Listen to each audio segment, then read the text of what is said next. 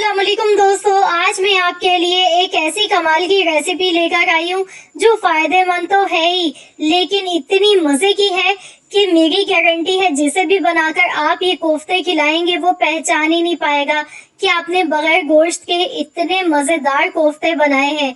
बिल्कुल ऐसा लगेगा जैसे आप कीमे के कोफ्ते खा रहे हैं। तो आज हम लेकर आए हैं आप लोगों के लिए काले चने के कोफ्ते बनाने की रेसिपी। जैसा कि आप लोग जानते ही हैं कि काले चने बहुत ज्यादा ताकतवर होते हैं और इनके बारे में रिसर्च की गई तो पता चला कि ये बकरी के गोश्त से भी ज्यादा ताकतवर होते हैं। तो इतनी फायदेमंद चीज है ये।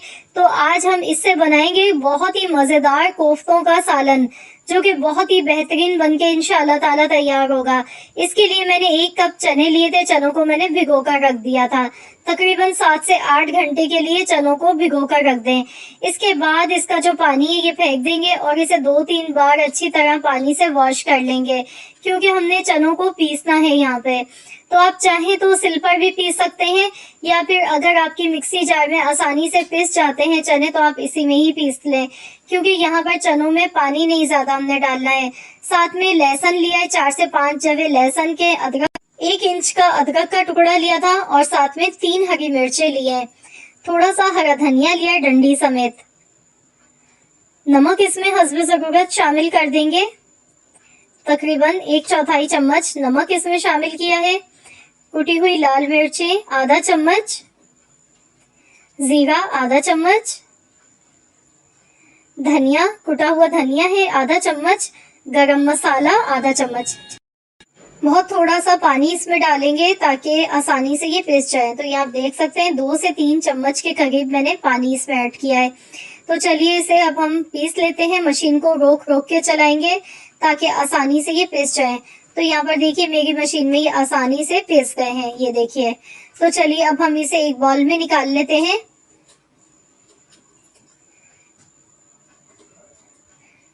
तो यहाँ मैंने इसमें पानी बहुत थोड़ा सा ही शामिल किया था ताकि जब हम इसके कोफ्ते बनाएं तो ज्यादा बाइंडिंग के लिए चनों का इस्तेमाल ना करना पड़े, क्योंकि यहाँ पर बाइंडिंग के लिए भुने हुए चनों का इस्तेमाल करना है, या फिर बेसन का भी आप इस्तेमाल कर सकते हैं। जितना कम पानी आप इसमें डाल के पीसेंगे, या सिल पर अगर आप हाथ से पीस रहे हैं तो बहुत कम लगेगा। तो यहाँ पर भुने हुए चनों का पाउडर मैंने लिया है 3 टेबल स्पून भर के, चनों को पीस के ले लिया है। अब इसे भी मिला लेंगे। भुने हुए चने भी बहुत ही ज्यादा ताकतवर होते हैं। तो ये आज की जो रेसिपी है ये बहुत ही हेल्दी होने के साथ साथ बहुत ही मजेदार बनेगी। तो यहाँ इसे अच्छी तरह से मिला लीजिएगा। तो अब इसके कोफ्ते हम बना लेते हैं। तो यहाँ पर बैटर हमारा थोड़ा सा हल्का सा गीला है, तो इसलिए इसकी जो शेप है तो मैं आपको बना के दिखा देती हूँ। बहुत आसानी से वैसे तो बन जाएगी, लेकिन बहुत ज्यादा गोल नहीं बन पाएंगे। ये देखिए इस तरह से हमने इसे बनाते जाना है। तो अगर आप सिल पर पीसेंगे ना चने तो फिर ये है कि इसमें बहुत कम बाइंडिंग लगेगी। आप चाहे तो यहाँ पे मजीद और इसमें भुने हुए चनों का पाउडर भी यूज कर सकते हैं। मैंने सिर्फ 3 चम्मच इस्तेमाल किया। अब इस तरीके से कोफ्तों की शेप देंगे। हाथों को हल्का सा गीला चाहे तो कर लें और इस तरह से आपने इसके कोफ्ते बनाने हैं। बहुत आसानी से बन गए कोफ्ते, ये देखिए। तो इसी तरीके से बाकी सारे कोफ्ते भी पहले मैं बना लेती हूँ और इसके बाद हम इन्हें फ्राई कर लेते हैं। तो यहाँ कोफ्तों को फ्राई करने के लिए मैंने ऑयल लिया है थोड़ा सा हस्बे जरूरत। कोफ्तों को हमने शैलो फ्राई करना है। अभी फौरन से हमने इनकी साइड चेंज नहीं करनी है, हल्का हल्का सा इनको हिला के देखेंगे। तो यहाँ देखिए बिल्कुल भी चिपक नहीं गए, बहुत ही बेहतरीन से कोफ्ते फ्राई हो गए हैं। तो पहले इनको हम हल्का हल्का सा इस तरीके से हिला लेंगे, चेक करेंगे कि नीचे से चिपकने नहीं चाहिए। इसके बाद चम्मच से हम ऊपर से इस तरह से ऑयल डालेंगे ताकि ऊपर से भी जो गीलापन है इसका वो खत्म हो जाए कोफ्तों का। इस तरह से ऊपर ऊपर इसके थोड़ा थोड़ा सा ऑयल डालेंगे और साइड इनकी चेंज कर लेंगे। तो यहाँ देखिए बड़ा ही प्यारा सा गोल्डन कलर इनका आ चुका है। तो इसी तरीके से दोनों साइड से गोल्डन कलर आने तक कोफ्तों को अच्छी तरह से पहले फ्राई कर लें। तो यहाँ पर माशाल्लाह अल्हम्दुलिल्लाह कोफ्ते हमारे बहुत बेहतरीन से फ्राई हो चुके हैं। तो चलिए अब मैं इन्हें निकाल लेती हूँ। ये देखिए कितने परफेक्ट ये कोफ्ते हमारे फ्राई हुए हैं। تو اب جو باقی کوفتے بچے ہیں انہیں بھی پہلے میں فرائی کر لیتی ہوں، اس کے بعد ہم اس کا مسالہ تیار کر لیتے ہیں۔ مسالہ اس کا تیار کرنے کے لیے جس آئل میں ہم نے کوفتوں کو فرائی کیا تھا اس میں سے تھوڑا سا آئل لیں گے۔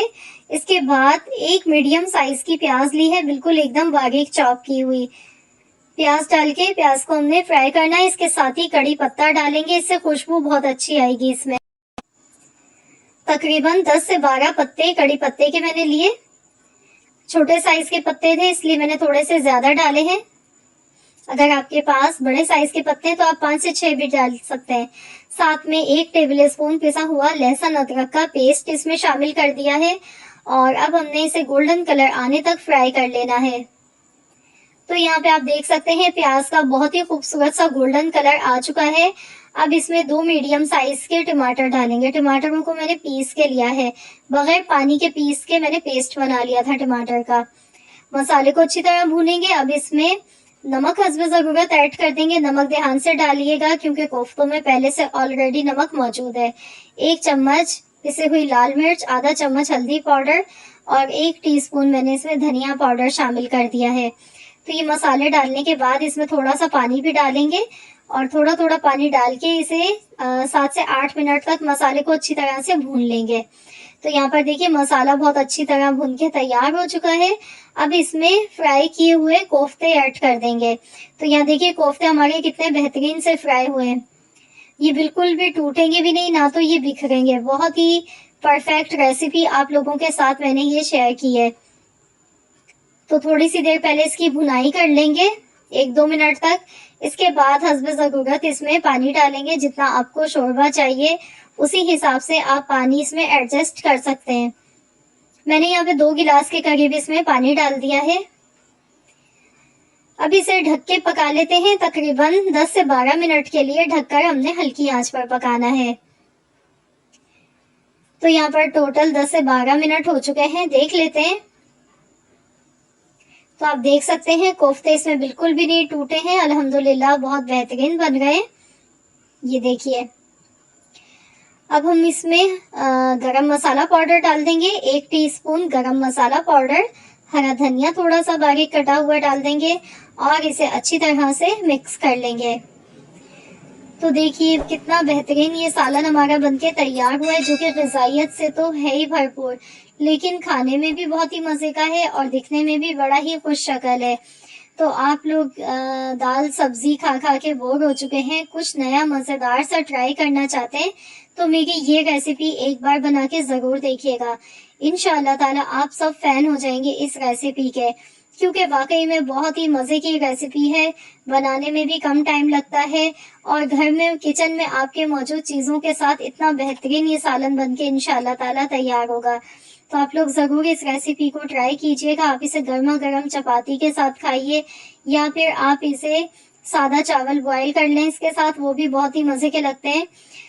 تو آپ لوگ اس ریسیپی کو ٹرائی کرنے کے بعد اپنا فیڈ بیک بھی میرے ساتھ شیئر کیجیے گا۔ ریسیپی اچھی لگی ہے تو ویڈیو کو لائک کر دیجیے گا، اور چینل پر نئے ہیں تو چینل کو ضرور ایک بار سبسکرائب کر لیں، ساتھ ہی میں دیے گئے بیل آئیکن کو پریس کر دیں۔ ملتے ہیں انشاءاللہ تعالی ایک اور نئی ریسیپی کے ساتھ، تو جب تک کے لیے اللہ حافظ۔